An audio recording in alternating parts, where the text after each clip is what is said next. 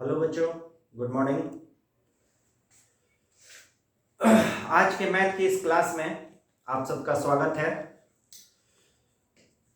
आज की इस क्लास में हम लोग पृष्ठीय क्षेत्रफल और आयतन से संबंधित चैप्टर्स के अंतर्गत शंकु के छिन्नक के बारे में पढ़ेंगे। पिछली कक्षाओं में आप शंकु से पूरी तरह से परिचित हो चुके हैं, लेकिन आज हम लोग शंकु का छिन्नक भी शंकु से ही मिलता जुलता है, बस थोड़ा सा अंतर है। और वो अंतर क्या है आज हम लोग जानेंगे। उसका पृष्ठीय क्षेत्रफल निकालना जानेंगे, उसके वक्र पृष्ठ का क्षेत्रफल निकालना जानेंगे और आयतन के बारे में भी, और आयतन को निकालना भी हम लोग जानेंगे और कुछ प्रॉब्लम्स भी हम लोग सॉल्व करेंगे आज की क्लास में। शंकु को बस 1 मिनट में रिवाइज करते हैं। जैसे आप देख रहे हैं, ये एक शंकु बना हुआ है जिसकी त्रिज्या r है, इसकी ऊंचाई है h और ये स्लैंट है जिसको l यानी तिर्यक ऊंचाई कहते हैं। शंकु में जब हमें तिर्यक ऊंचाई निकालनी होती है तो क्या करते हैं, h स्क्वायर प्लस r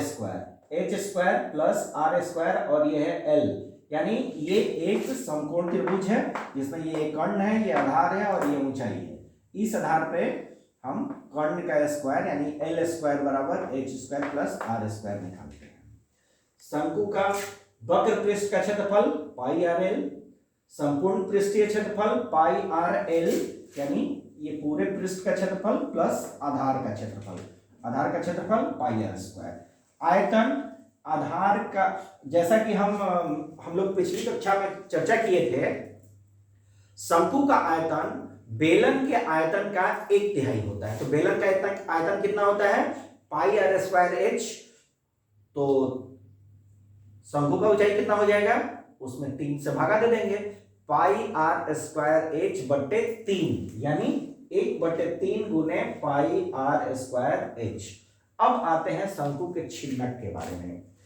छिन्नक क्या होता है, अगर एक शंकु को उसके आधार के समानांतर और शीर्ष से नीचे कहीं भी काट दें, जैसे मान लीजिए कि ये शंकु है, अब इसको हम यहां से काट दें या यहां से काट दें या यहां से काट दें या यहां से काट दें, कहीं से काट दें या यहां से काट दें, जहां से भी काट देंगे। जैसे मान लीजिए हम लोगों ने यहां से इसको काट दिया, इसको हटा दिया, तो जो ये शेष भाग बचा, ये शेष भाग कैसा बच जाएगा, इस आकार का बच जाएगा। तो अब ये जो बचा हुआ भाग है इसी को कहते हैं शंकु का छिन्नक। फ्रस्टम ऑफ कोन।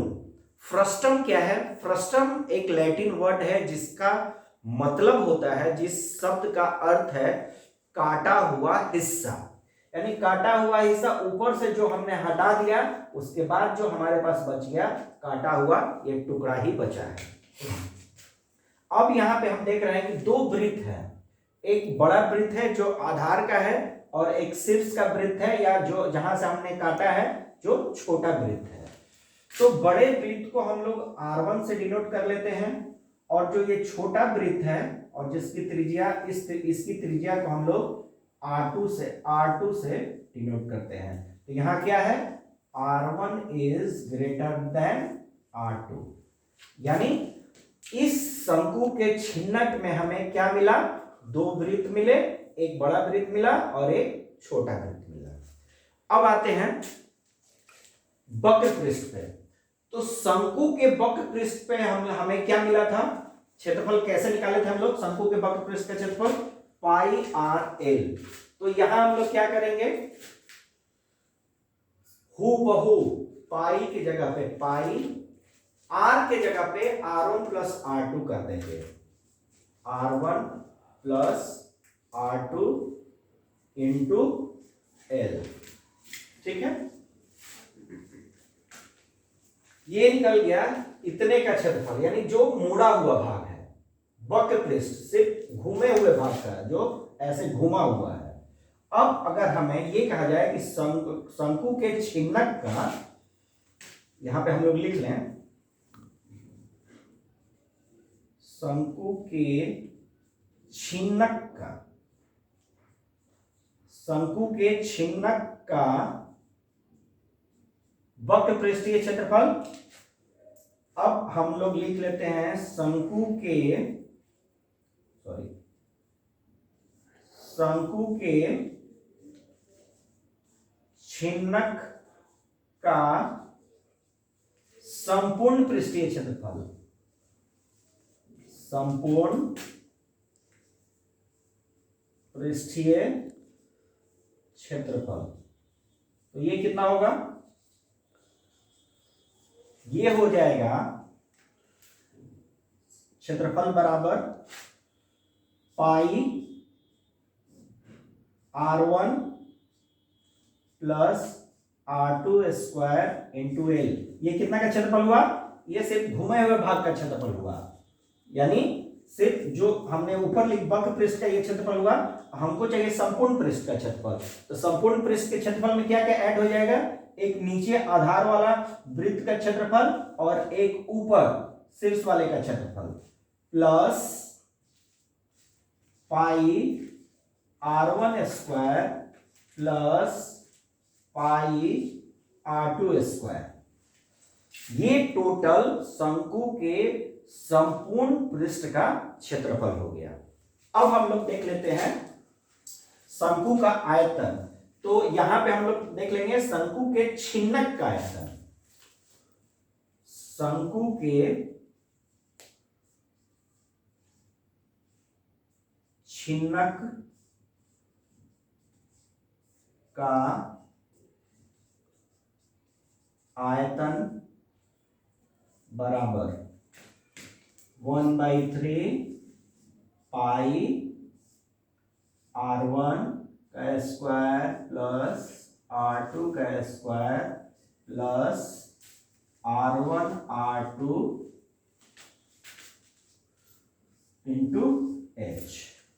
यानी शंकु के छिन्नक का क्षेत्रफल 1/3 पाई R1 square plus R2 square plus R1 into R2 into सबके इंटू में H। ये हम लोगों ने शंकु का छिन्नक के बारे में संपूर्ण जानकारी प्राप्त कर ली। अब हम लोग कुछ क्वेश्चंस सॉल्व करते हैं। एक उदाहरण देख लेते हैं। उदाहरण है, पानी पीने वाला एक गिलास 14 सेंटीमीटर ऊंचाई वाले एक शंकु के छिन्नक के आकार का है। दोनों वृत्ताकार सिरों के व्यास 4 सेंटीमीटर और 2 सेंटीमीटर है। इस गिलास की धारिता ज्ञात करें। धारिता का मतलब वॉल्यूम, आयतन। हमें क्या निकालना है?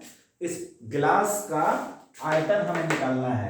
प्रश्न में क्या क्या दिया हुआ है? प्रश्न में दिया हुआ है इस गिलास की ऊंचाई है 14 सेंटीमीटर, ये हाइट है हमारा h बराबर 14 सेंटीमीटर, और छिन्नक आकार दोनों वृत्ताकार सिरों के व्यास 4 सेंटीमीटर और 2 सेंटीमीटर है। यानी व्यास 4 सेंटीमीटर है तो त्रिज्या 2 सेंटीमीटर। तो R1 को हम लोग मान लेते हैं 2 सेंटीमीटर, और यहाँ पे 2 सेंटीमीटर नीचे वाला भाग है, व्यास है, तो त्रिज्या हो जाएगी 1 सेंटीमीटर। अब क्या करना है? सीधे हमें आयतन के फॉर्मूले पे बैठा देना है। तो हल में हम लिखेंगे ग्लास का या ग्लास की धारिता यानी आयतन बराबर कितना? 1/3 पाई R1 square plus R2 square plus R1 R2 into H। यही होता है 1/3। क्वेश्चन में कुछ दिया हुआ है, कितना लेना है हमें? पाई नहीं, क्वेश्चन में कुछ नहीं दिया हुआ है, तो हम 22/7 ले लेते हैं। 22/7। R1 कितना है? 2 सेंटीमीटर यानी 2 का स्क्वायर। R2 है 1 सेंटीमीटर यानी 1 का स्क्वायर प्लस 2 गुने 1 R1 into R2 into H कितना है? 14। तो सीधे सीधे हम लोग 1/3 इंटू 22/7, इसको 2 का स्क्वायर करेंगे 4, और यहाँ पे हो जाएगा 1 और यहाँ पे 2, तो 4 1 5 और 5 और 2 7। गुने 14, 7 7 कैंसिल, ऊपर बच गया 22 गुने 14 बटा में 3। तो ये कितना आ जाएगा, इसको कैलकुलेट कर लेते हैं हम लोग। तो ये आ जाएगा, गुना कर लेते हैं यहीं पे हम,